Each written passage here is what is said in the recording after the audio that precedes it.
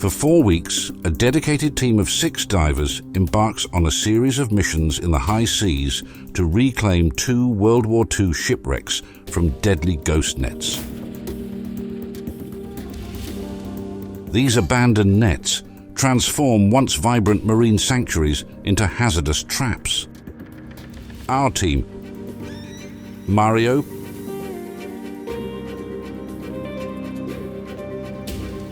Pascal,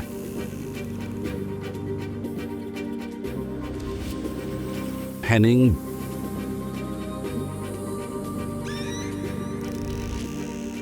Ben,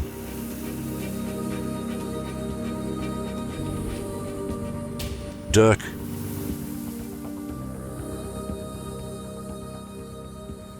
and Hens each bring unique skills and passion to this challenging mission. Far out at sea, aboard a small fishing boat, they convert every inch into living, sleeping and diving space. Sharing just 8 square meters, teamwork and resilience are tested daily.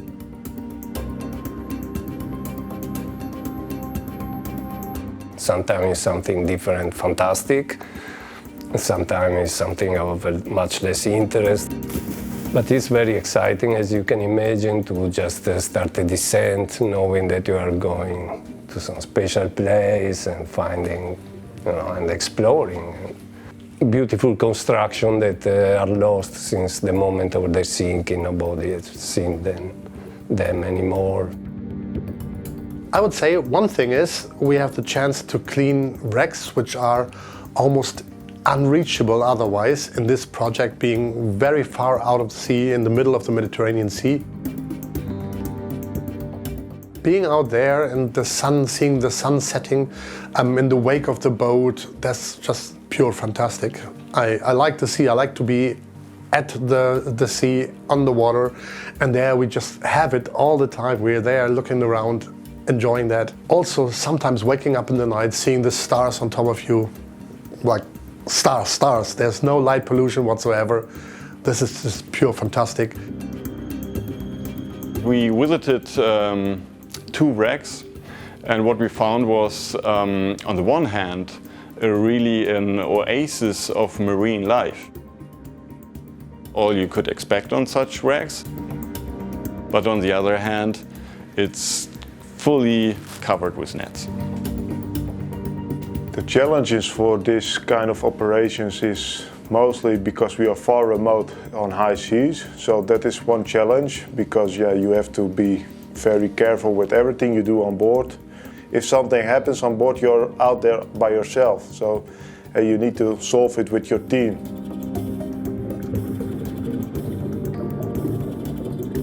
Well, life on board is actually being among friends. It's not a super luxury yacht with own chambers and warm and hot showers, but it feels like the friendships get stronger. You're sharing the same passion in diving, in history, in the environment, and well, it makes, I think the right term is, makes a brotherhood of this expedition actually, yes.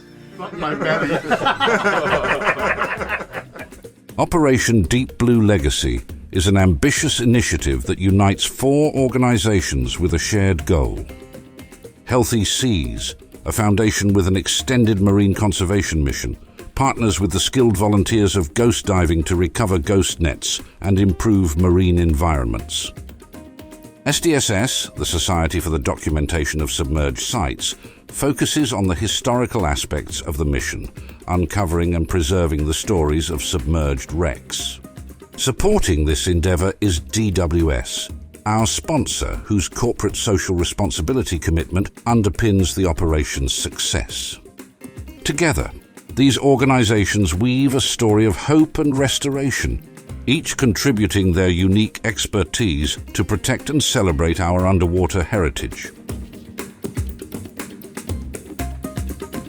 We are removing the nets in order to maintain a healthy marine environment, and Mario wants to identify wrecks. The nets are literally blocking his entrances to wrecks in order to identify them. So in fact, sometimes they really are blocked going into a cargo hold by several nets, and we are there to remove these nets. So it's a win-win from both sides. It's not only marine conservation, but it's also archaeology and historical research. We are collaborating with Ghost Diving and Healthy Seas since a few years now, and every year is going better and better. We are one team, we are more than friends. The main drive is enjoying the dives on these beautiful, unique sites that are so fantastic to explore and to visit. That is a total privilege. What we do is unreal. But then the noble aspect of this activity is to bring history to the people, to get the people more knowledgeable and interested in their history. History is not just a series of events, but a tapestry of stories waiting to be told. Beneath the waves lie shipwrecks that once played crucial roles in the Battle of Mediterranean convoys during World War II. These convoys and their escort ships were lifelines supplying troops in the North African campaign. Each wreck carries the legacy of intense battles and lost lives, now silent witnesses to the past. So the Battle of Mediterranean convoys has been an important battle during World War II. It was related to the North African campaign. The convoys, the supply ships, were a fundamental part of the logistic aspects of this war, because it was fought between Libya and Egypt, and then in the last part in Tunisia, and there was no industrial production of any sort, so everything had to be brought from Europe. And of course the counterpart was trying their best for intercepting these convoys at sea and destroying them at sea, so preventing the supplies to reach the front. And they've been pretty efficient in doing so, even if more than 90% of the supplies that were sent reached the destination, 10% ended on the bottom of the sea. And the 10% is a few hundred ships, many very intense stories, okay, and a lot of people that lost their lives. The Lupo, a small but legendary torpedo ship, survived numerous battles, earning the nickname the Lucky Ship. It was awarded the Silver Medal for Military Valor, while its commander received the Gold Medal. After years of searching, the team from SDSS found it far from its historical coordinates, a scattered wreck covered in layers of ghost nets. The Lupo was famous in the fleet, was considered the lucky ship in the fleet, because it had survived some very difficult action, like fighting against a much bigger force of enemy in a couple of occasions. And in December 1942, it was part of the escort to a convoy that was heading to Libya. The convoy was attacked by airplanes, and one of the ships of the convoy, the Veloce, got hit by a torpedo and went on fire. So the Lupo was detached from the convoy to assist the Veloce that was sinking, was on fire once. So the night came, and during the night a force of 4 destroyers started firing with all what they had to the Lupo, and the ship itself sank in 2-3 minutes. And now she's on the seafloor in 50 meters, more or less, and you can see that she's been beaten very hardly during the fighting. This is the photogrammetry of the wreck of the Lupo. It's like a picture of the wreck in the condition it is now on the bottom. It's actually the result of 11,000 pictures, and then elaborated on a specific software which creates this 3D model. It recognizes the common points between 2 pictures and create this big puzzle. What Mario is doing is documenting the wreck by photogrammetry, and if it's covered with nets, you cannot see the wreck. So if we remove the nets and then after do the photogrammetry, then people who are not able to dive the loop can see how the wreck lies over there, and when time passes by, how the wreck evolves in time. Most of these wrecks are a testimony of tragic events that happened and significant events, and they are really an important historical heritage. They will decline and get destroyed into a mountain of wreckage, but they should go in this direction in a natural way, decay naturally, so not in an accelerated way due to human impact of one kind or another. So. Entangled in ghost nets, shipwrecks transform from protective artificial reefs into lethal traps. They ensnare marine life and destroy habitats, turning once vibrant ecosystems into graveyards. These nets, pulled with full force by fishing vessels attempting to free them, cause immense damage, accelerating the decay of the wrecks. Shipwrecks in general function as artificial reefs. This is because shipwrecks offer structure where fishes can hide, and well, it's a living space, it's a habitat. The situation is that those shipwrecks are oases in biodiversity in the oceans. This knowledge is not a secret. I mean, fishermen knew that they fish there where the most fish is. On the other hand, a shipwreck is a structure where nets could easily get entangled, right? And this is why we found one shipwreck which is really full of nets with different layers of nets.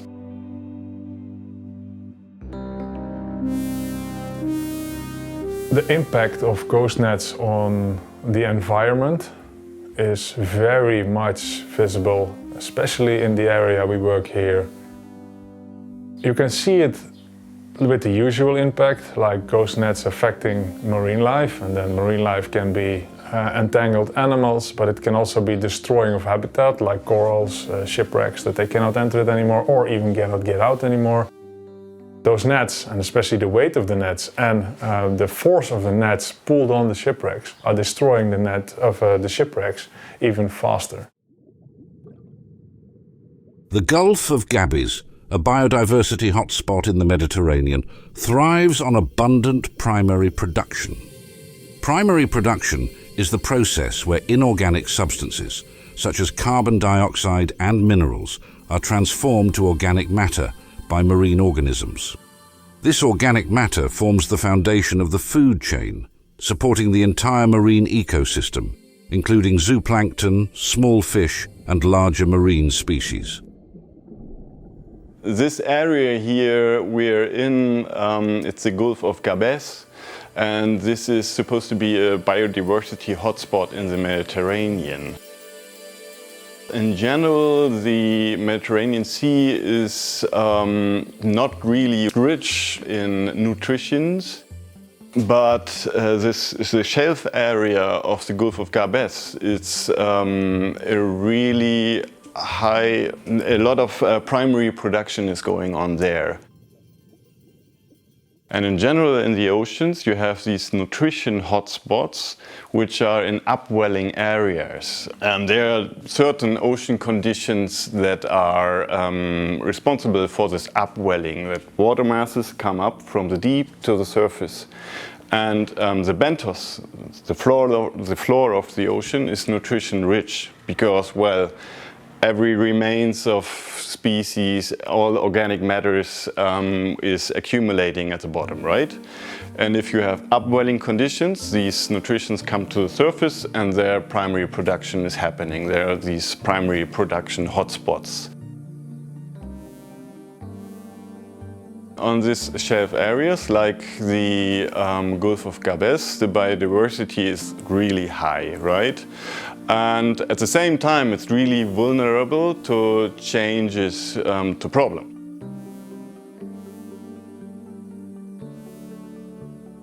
Like guardians of the deep, the team strives to leave a legacy of hope and restoration. Their efforts not only protect marine life and uncover historical treasures, but also raise awareness. They remind us of our responsibility to preserve our planet, inspiring others to contribute to this cause. In the end, it's about enjoying and exploring the world while ensuring its beauty and history endure for future generations.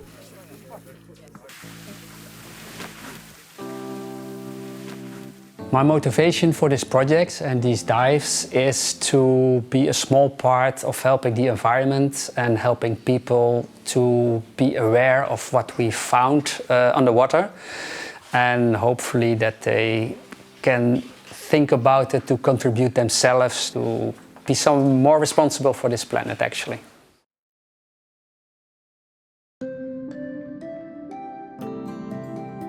Knowing a bit history makes me very optimistic, so I see that we go better and better.